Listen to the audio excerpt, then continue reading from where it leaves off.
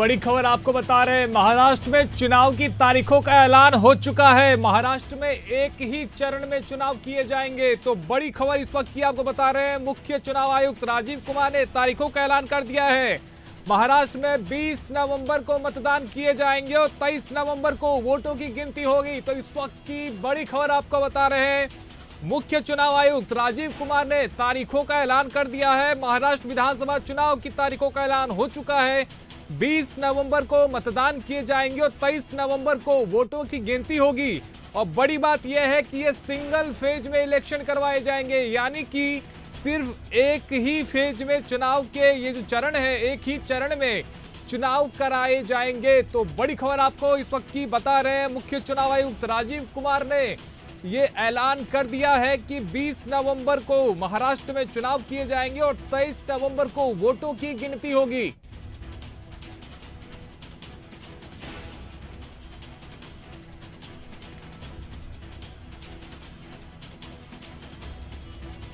और साथ ही बड़ी खबर आपको बता रहे हैं, झारखंड में भी वोटों की गिनती की जो तारीख है और साथ ही चुनाव की जो तारीख है वो सामने आ चुकी है। झारखंड में 2 चरणों में चुनाव होंगे, 13 और 20 नवंबर को वोटिंग होगी। बड़ी खबर आपको बता रहे हैं, 13 और 20 नवंबर को झारखंड में चुनाव करवाए जाएंगे। 2 फेज में करवाने वाले हैं चुनाव को। मुख्य चुनाव आयुक्त राजीव कुमार ने ऐलान कर दिया है, महाराष्ट्र और झारखंड में चुनाव का बिगुल अब बज चुका है। महाराष्ट्र में 20 नवंबर को मतदान करवाए जाएंगे, तो वहीं झारखंड में 13 और 20 नवंबर को चुनाव करवाए जाएंगे। यहां पर 2 चरणों में चुनाव होंगे और महाराष्ट्र में सिंगल फेज यानी कि एक चरण में चुनाव करवाए जाएंगे। तो बड़ी खबर आपको बता रहे हैं, मुख्य चुनाव आयुक्त राजीव कुमार ने तारीखों का ऐलान कर दिया है। महाराष्ट्र में 20 नवंबर को मतदान होंगे, तो वहीं झारखंड में 13 और 20 नवंबर को यानी कि 2 चरणों में चुनाव होंगे। महाराष्ट्र में केवल एक चरण में चुनाव होने वाला है। हालांकि दोनों की जो वोटिंग के जो नतीजे हैं, गिनती वो एक साथ 23 नवंबर को होने वाली है। 23 नवंबर को गिनती होगी वोटों की और 23 नवंबर को ही यह स्पष्ट हो जाएगा कि दोनों ही राज्यों में किसकी सरकार बनने वाली है। तो इस वक्त की बड़ी खबर आपको बता रहे हैं, महाराष्ट्र में 20 नवंबर को, तो वहीं झारखंड में 13 और 20 नवंबर को 2 चरणों में चुनाव होने वाले हैं। महाराष्ट्र में सिंगल फेज इलेक्शन होगा, यानी कि एक ही चरण में चुनाव किए जाएंगे। लेकिन जो वोटों की गिनती होने वाली है वो महाराष्ट्र और झारखंड की साथ ही 23 नवंबर को किए जाएंगे। बड़ी खबर आपको इस वक्त की बता रहे हैं। और साथ ही देखिए, लोकसभा में जो उपचुनाव हो रहे हैं उसको लेकर भी तारीखें सामने आने लगी है। और वायनाड लोकसभा सीट पर 13 नवंबर को उपचुनाव होने वाले हैं। बड़ी खबर आपको बता रहे हैं इस वक्त की, झारखंड में 13 नवंबर को और 20 नवंबर को चुनाव होने वाले हैं। वायनाड पर जहां से राहुल गांधी ने इस्तीफा दिया, सांसद थे, वहां पर 13 नवंबर को उपचुनाव होने हैं। तो इस वक्त की बड़ी खबर आपको बता रहे हैं, महाराष्ट्र और झारखंड में विधानसभा चुनाव को लेकर तारीखों का ऐलान हो चुका है।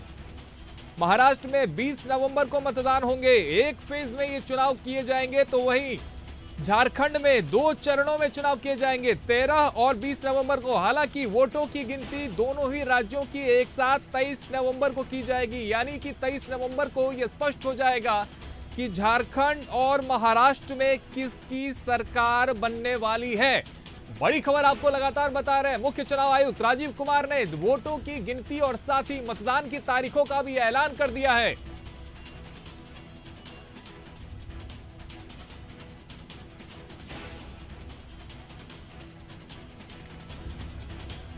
तो उत्तराखंड में भी और साथ ही महाराष्ट्र में और पश्चिम बंगाल में लोकसभा की एक-एक सीटों पर उपचुनाव होने हैं, उसको लेकर भी तारीखों का ऐलान हो चुका है।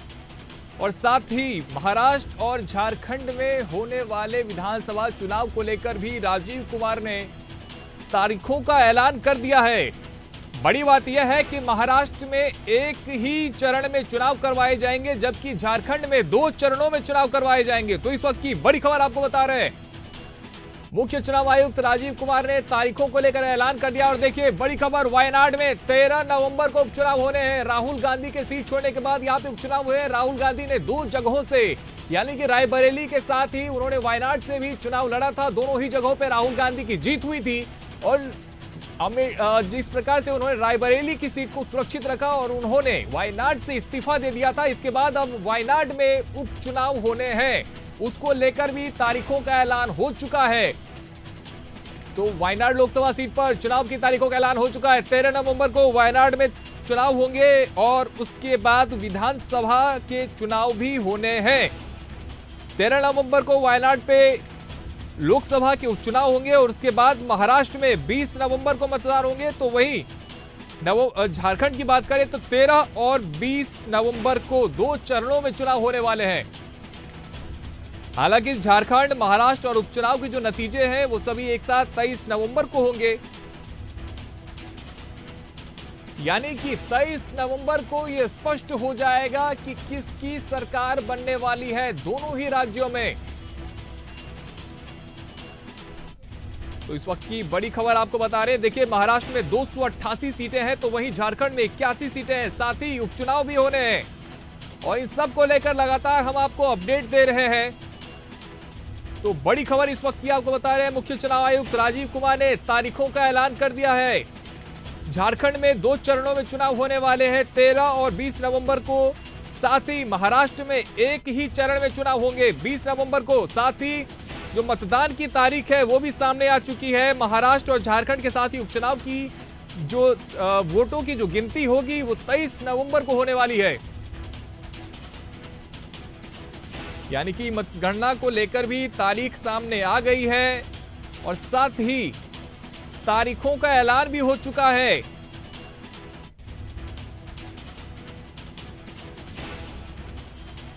तो बड़ी खबर इस वक्त की आपको बता रहे हैं, महाराष्ट्र और झारखंड में होने वाले विधानसभा चुनाव को लेकर तारीखों का ऐलान किया जा चुका है। बड़ी खबर आपको इस वक्त की बता रहे हैं।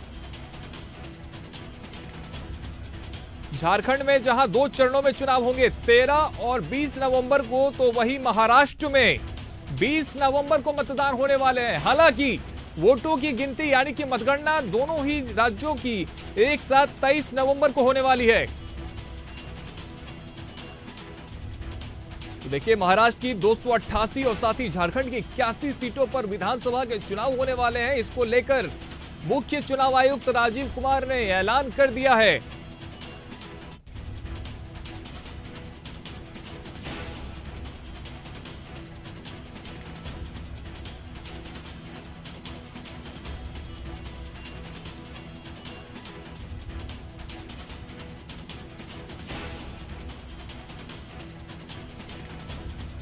तो बड़ी खबर आपको बता रहे हैं, मुख्य चुनाव आयुक्त राजीव कुमार ने तारीखों का ऐलान कर दिया है। महाराष्ट्र और साथ ही झारखंड में विधानसभा के चुनाव होने वाले हैं और उसको लेकर तारीखों का ऐलान हो चुका है। झारखंड में 2 चरणों में चुनाव किए जाएंगे 13 और 20 नवंबर को, तो वही महाराष्ट्र में 20 नवंबर को मतदान होने वाले हैं। लेकिन वोटों की गिनती दोनों ही राज्यों की 23 नवंबर को होने वाली है, तो 23 नवंबर को मतगणना होगी। ज्यादा जानकारी के लिए हमारे साथ पॉलिटिकल एडिटर ब्रजेश जैन जी जुड़े हैं। ब्रजेश जी, तो अब तारीखों का ऐलान हो चुका है और इसके साथ ही 23 नवंबर को यह स्पष्ट हो जाएगा अब कि किस किस सरकार बनने वाली है।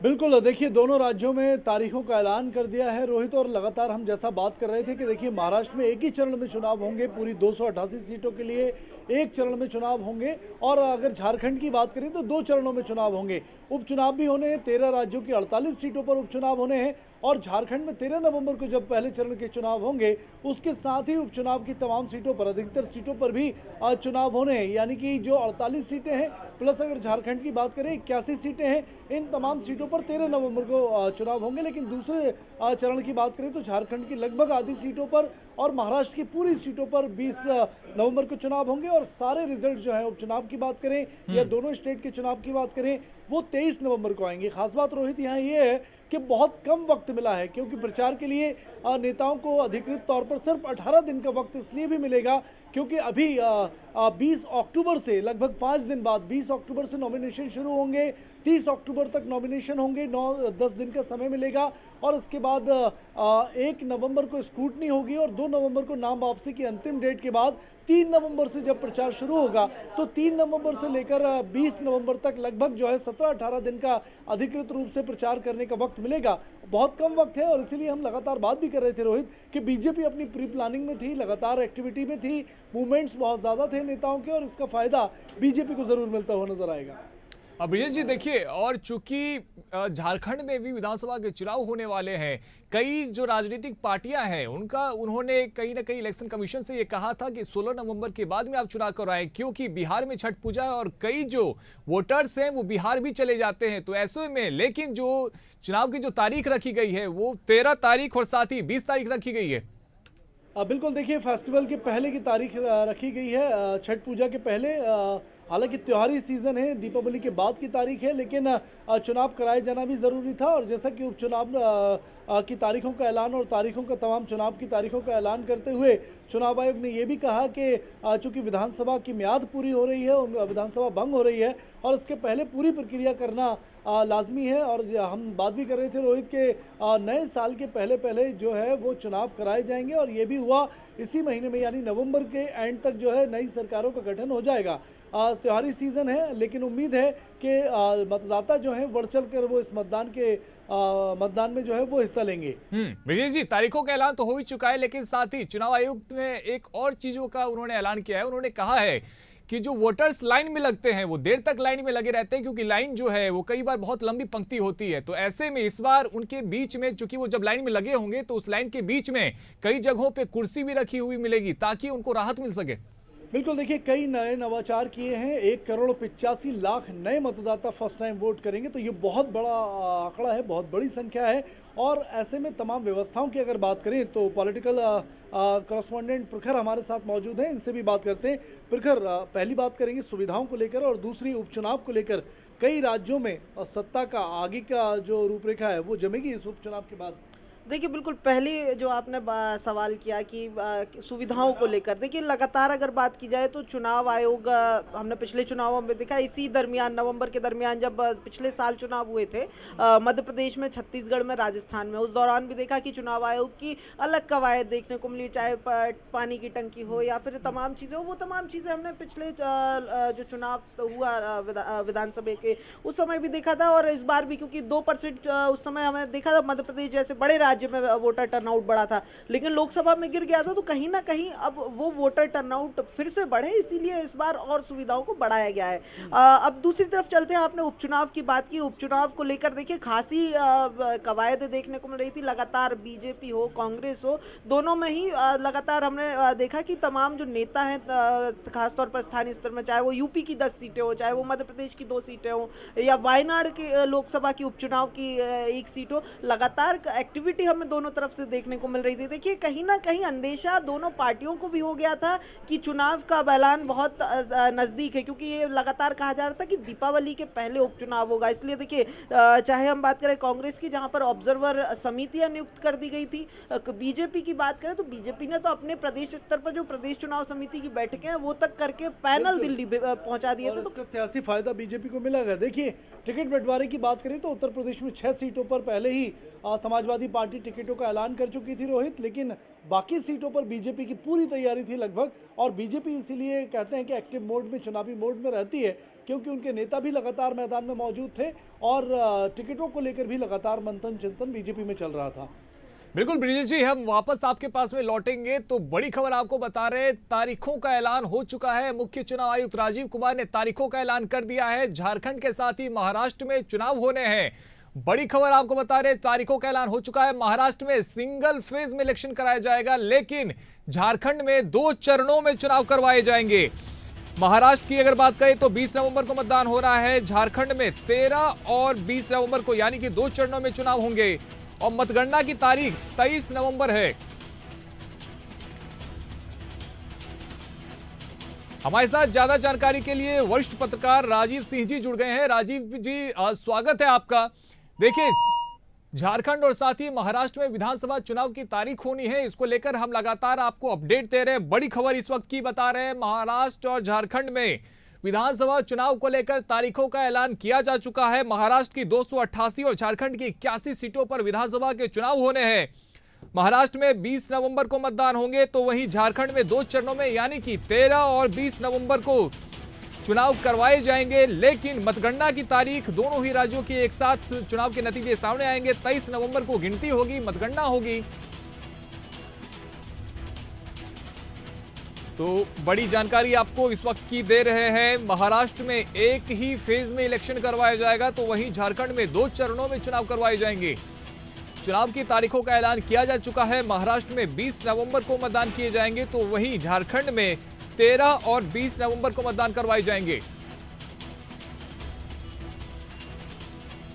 तो बड़ी खबर इस वक्त की आपको बता रहे हैं। मुख्य चुनाव आयुक्त राजीव कुमार ने तारीखों का ऐलान कर दिया है।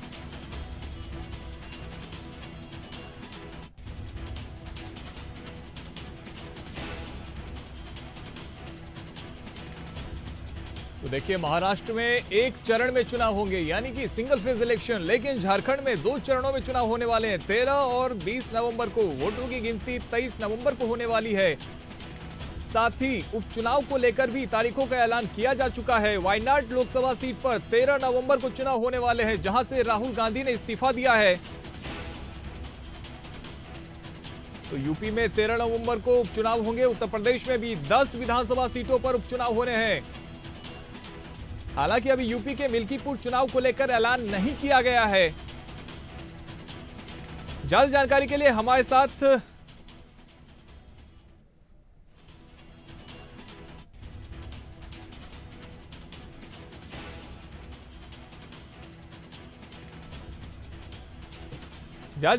हमारे साथ वरिष्ठ पत्रकार राजीव सिंह जी जुड़ गए हैं। राजीव जी, तारीखों का ऐलान हो चुका है। महाराष्ट्र में सिंगल फेज में इलेक्शन करवाए जाएंगे, जबकि झारखंड में 2 चरणों में चुनाव होंगे।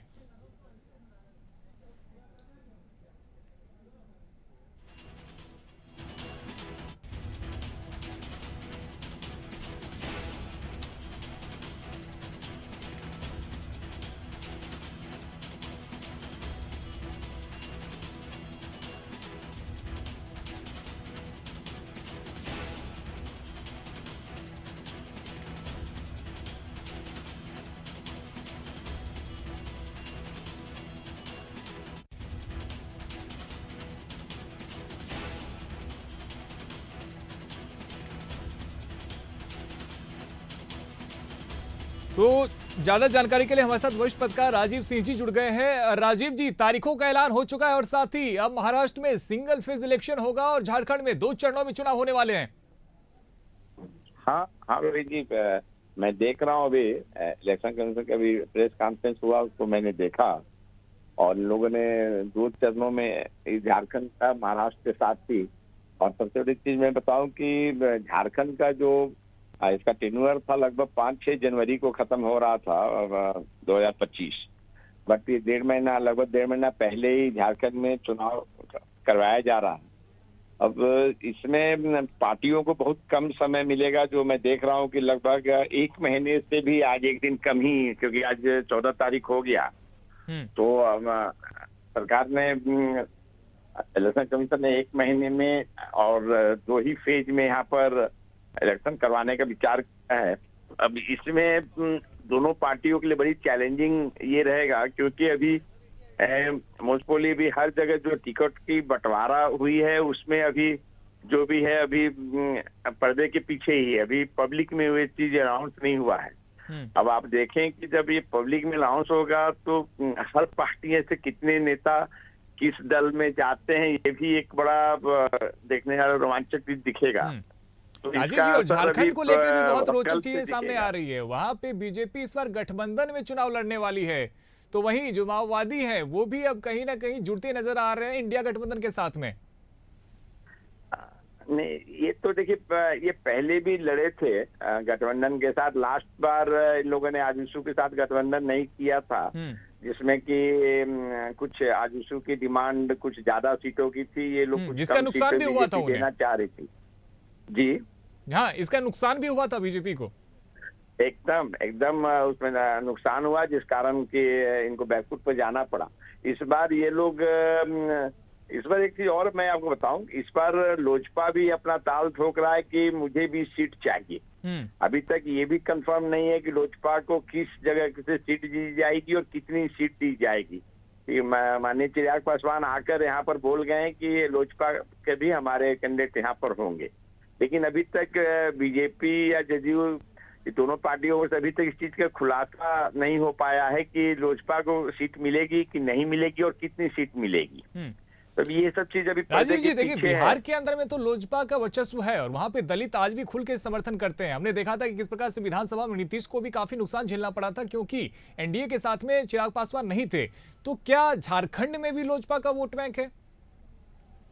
देखिए, जो माननीय स्वर्गीय रामविलास पासवान एक बैकवर्ड के एक बड़े नेता के रूप में थे और उस समय बिहार के जमाने से झारखंड बिहार के साथ ही था। तो ये मानिए कि जो उनका मतलब जो बैकवर्ड वोट है वे अभी भी हैं। वो मतलब लेकिन अगर लोजपा से कोई कैंडिडेट खड़ा होता है तो उसको जरूर बैकवर्ड वोट का सपोर्ट मिलेगा, लेकिन अभी तक राज बनने के बाद अभी तक ये मौका दिया नहीं गया है। लेकिन इस बार चिराग पासवान आकर झारखंड में बोल चुके हैं कि यहाँ पर दो बार कि हमारे कैंडिडेट इस बार खड़ा होंगे, लेकिन अभी तक ये क्लियर नहीं हो पाया है कि क्या उनको सीट मिलेगी, नहीं मिलेगी और कहाँ से मिलेगी।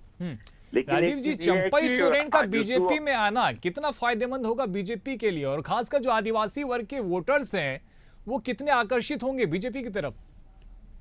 हाँ, एक बार दोबारा बोले। चंपई सोरेन चूंकि बिल्कुल चंपई सोरेन चूंकि अब बीजेपी के साथ में आ गए हैं तो बीजेपी के लिए कितना फायदेमंद होगा, साथ ही बीजेपी की तरफ कितने आदिवासी वर्ग के लोग आकर्षित होंगे?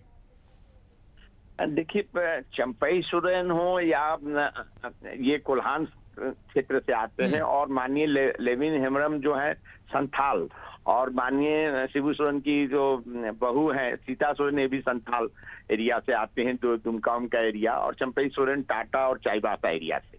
तो निश्चित रूप से जो ट्राइबल वोट है कुछ न कुछ जरूर डाइवर्ट होंगे, क्योंकि ये लोग जेएमएम के फाउंडर मेंबरों में से हैं। लेविन हेम्ब्रम हो गए चाहे चंपई सोरेन, तो कुछ न कुछ बीजेपी को जरूर ट्राइबल वोट और कुछ न कुछ जो पिछले 10 सालों से जो माननीय प्राइम मिनिस्टर का जो संथाल के प्रति अगर आप देखेंगे लोकसभा चुनाव के प्रति भी इन्होंने काफी घोषणा और काफी ये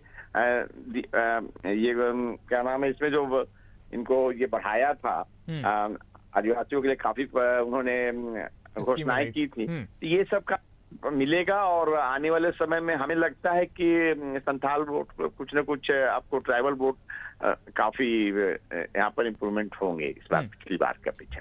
ठीक है राजीव जी, साथ ही देखिए अभी अब महाराष्ट्र में यदि चले तो बीते दिनों जिस प्रकार से बाबा सिद्दीकी की हत्या हुई थी, और वो चूंकि एनसीपी अजीत पवार गुट के वो नेता थे, कुछ ही दिनों पहले मतलब 1 साल पहले लगभग वो कांग्रेस से इसमें आए थे, एनसीपी में आए थे, और वो एनडीए की सरकार है महाराष्ट्र में। तो ऐसे में विपक्ष जो है महाराष्ट्र में कानून व्यवस्था को लेकर भी सवाल खड़े कर रहा है, और इसका कितना नुकसान होगा एनडीए को महाराष्ट्र के भीतर?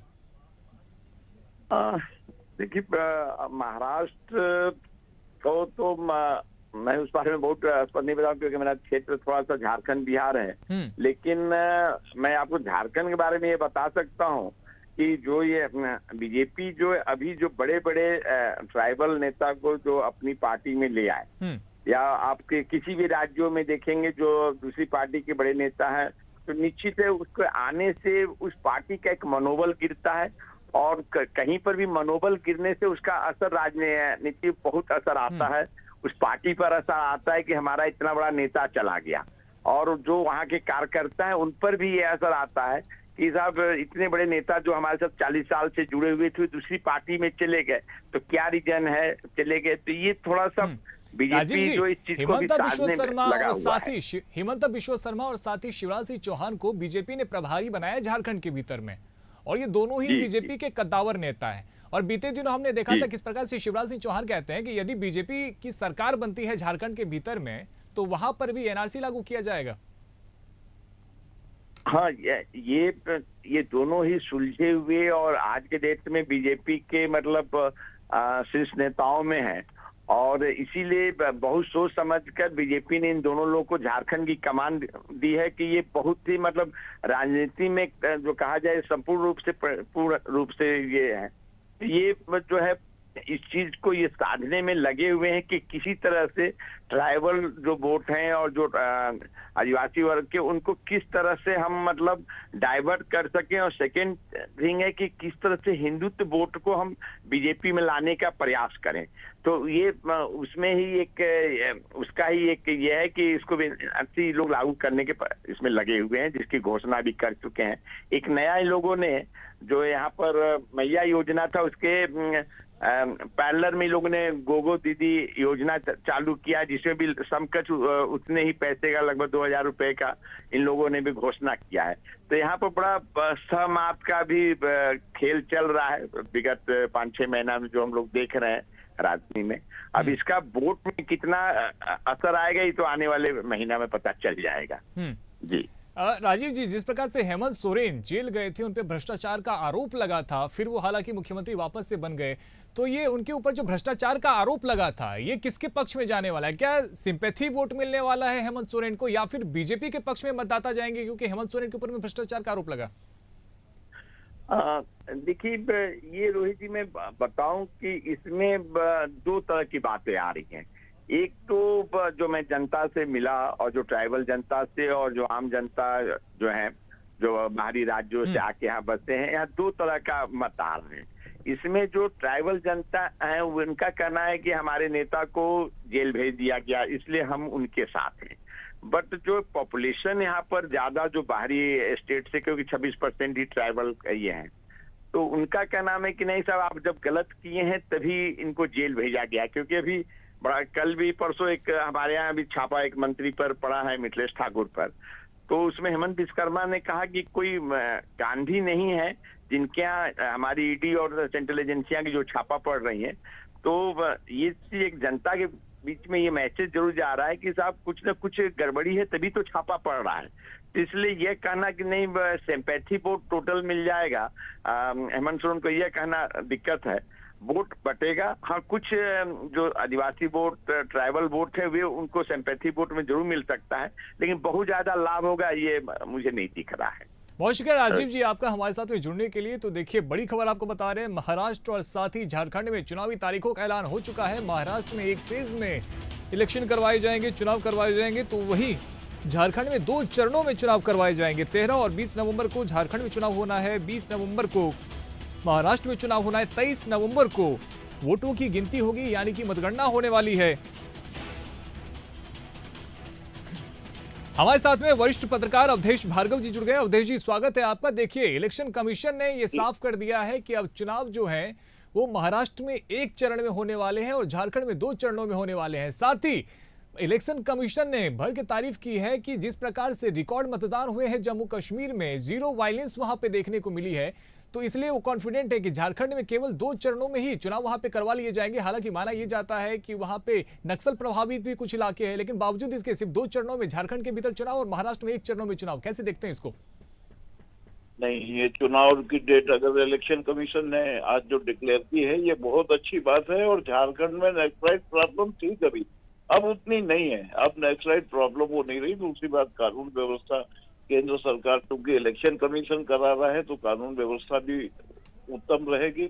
रहा महाराष्ट्र में 1 चरण में चुनाव, महाराष्ट्र में जरूर थोड़ा सा आशंका लगती है क्योंकि वहाँ जो महायुति अघाड़ी जो है उसके भी कई टुकड़े हो गए हैं, शिवसेना के भी टुकड़े हो गए हैं और वो तमाम समय में वहाँ की कानून व्यवस्था थोड़ा सा गड़बड़ भी चल रही है। आप देख रहे हैं कि सोशल मीडिया में और टीवी चैनलों में वहाँ की कानून व्यवस्था के बारे में सवाल उठाए जा रहे हैं। लेकिन फिर भी क्योंकि बहुत प्रतीक्षित चुनाव होंगे महाराष्ट्र के, क्योंकि जब से शिवसेना का बंटवारा हुआ है ये शायद पहला आम चुनाव होने जा रहा है। और इस आम चुनाव में आम जनता का मत असली शिवसेना शिंदे को जाता है या उद्धव ठाकरे को जाता है, ये देखना पड़ेगा। उधर नेशनल कांग्रेस के भी 2 टुकड़े हो चुके हैं, इधर अजीत पवार है, इधर शरद पवार है। अब ये देखना है कि चाचा की चलती है या भतीजे की चलती है। अवधेश जी, अभी जो लोकसभा का चुनाव हुआ था उसमें भाजपा को या फिर एनडीए गुट को काफी नुकसान उठाना पड़ा था, तो क्या ये माना जाए कि जो लहर 2024 के लोकसभा चुनाव में थी वही विधानसभा चुनाव में भी देखने को मिलेगी? ये जो वोटर्स हैं वो कहीं ना कहीं इंडिया गठबंधन की तरफ जाते हुए दिखेंगे? नहीं, ऐसा नहीं है। देखिए, लोकसभा के चुनाव, लोकसभा के मुद्दे अलग होते हैं, वो राष्ट्रीय मुद्दों पर चुनाव लड़ा जाता है, और विधानसभा के चुनाव स्थानीय मुद्दों पर होते हैं, विधानसभा क्षेत्रों के मुद्दे पर होते हैं, वहां की जरूरतें क्या हैं उन पर होते हैं। और उसमें चूंकि वहां की पब्लिक ये जानती है, वर्तमान में भी बीजेपी के समर्थन से शिंदे सरकार चल रही है, तो वर्तमान में जब केंद्र में भाजपा की सरकार है तो उन्हें मालूम है कि अगर यहाँ भाजपा की सरकार बनी या भाजपा के गठबंधन से सरकार बनी तो शायद उनको सुविधाएं ज्यादा मिले और उनकी मांगे ज्यादा पूरी हों और क्षेत्र का विकास अच्छी तरह हो सकता है, समुचित विकास होगा। इसलिए लोकसभा से बिल्कुल विपरीत ये चुनाव नतीजे आएंगे और भाजपा को अच्छा समर्थन मिलेगा, ये निश्चित है। मैं किसी इस बात से नहीं कह रहा हूँ, क्योंकि मुद्दे स्थानीय होते हैं और स्थानीय मुद्दों में आज तक उद्धव ठाकरे यानी जो शिवसेना का मूल सिद्धांत था, बालाजी साहब ठाकरे साहब के सिद्धांतों पर चलना था, उस लीग से वो हट चुकी है। इसलिए वहाँ के जो मूल मराठी मानुस है वो भी नाराज हैं, उनकी पार्टी के लोग भी नाराज हैं। दूसरी बात, कांग्रेस से जो हाथ में लाके बैठेंगे, कांग्रेस की हालत आप देख रहे हैं। तो कुल मिलाकर के वहाँ स्थानीय मुद्दे में स्थानीय उम्मीदवार को महत्व मिलेगा। उम्मीदवारों के चयन पर ये डिपेंड करेगा कि विपक्ष कितने अच्छे उम्मीदवार देता है और भाजपा कितने अच्छे उम्मीदवार देती है, और उन्हीं को विजय मिलेगी। बिल्कुल, बहुत शुक्रिया अवधेश भार्गव जी आपका हमारे साथ में जुड़ने के लिए। तो देखिए, चुनाव की तारीखों का ऐलान हो चुका है।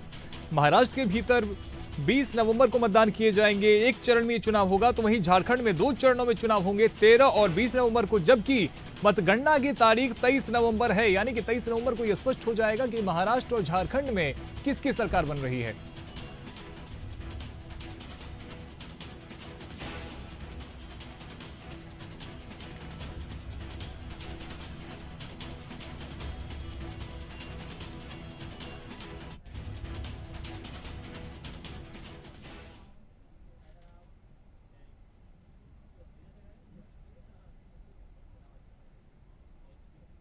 फिलहाल मेरे साथ ही इस बुलेटिन में इतना ही, लेकिन झारखंड और साथ ही महाराष्ट्र विधानसभा चुनाव से जुड़े हुए हर अपडेट को सबसे पहले देखने के लिए आप देखते रहिए इंडिया अहेड। धन्यवाद।